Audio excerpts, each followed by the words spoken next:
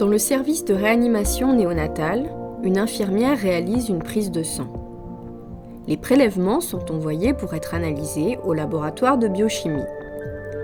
Les résultats sont alors transmis via un logiciel interne. Au cours d'un staff, les pédiatres consultent ces résultats, valident et envoient informatiquement les prescriptions de nutrition parentérale à la PUI. Le préparateur, de son côté, relève les paramètres de la salle, s'habille en tenue spécifique et contrôle les données de l'isolateur. Le pharmacien valide les prescriptions reçues via le réseau interne. Cette validation est transmise sous forme de fichier à l'automate. Une planche d'étiquette est éditée après chaque validation, puis introduite dans l'isolateur par le nominate. Les seringues de matières premières sont préparées pour être positionnées sur l'automate. Le préparateur installe les différents tubulures et produits et calibre l'automate. L'ensemble de ces étapes est contrôlé à chaque niveau.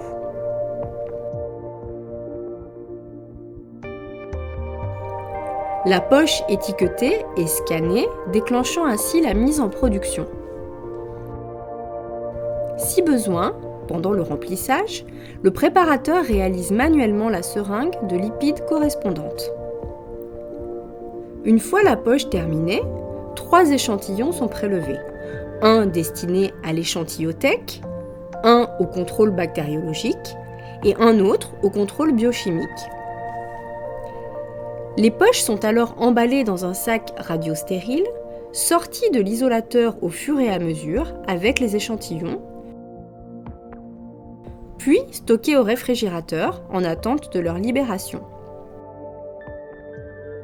Si les analyses biochimiques sont concluantes,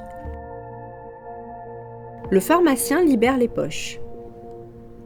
Elles sont alors livrées dans le service où elles vont être administrées et tracées informatiquement.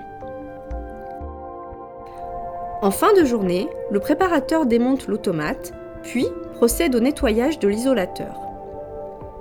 Il anticipe la préparation du lendemain, lance la stérilisation et réalise toutes les vérifications nécessaires.